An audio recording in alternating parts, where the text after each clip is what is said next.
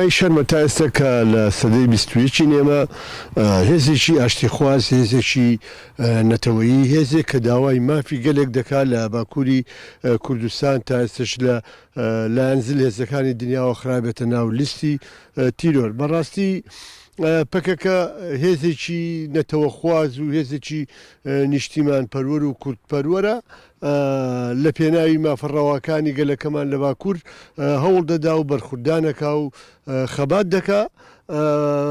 جێی شەرمە کە بە ناوی تیرۆریستانەوە خزێنراوەتە ناو لیستی تیرۆر. بۆیە ئێمە دەخوازین هەرچی زووترە پێکەکە لە لیستی تیرۆریستانە بێتە دەرەوە و چیتر ئەم حیزبە ئازادی خوازی و شۆڕژگێڕا بە تیرۆریست مەزەندە نەکرێت.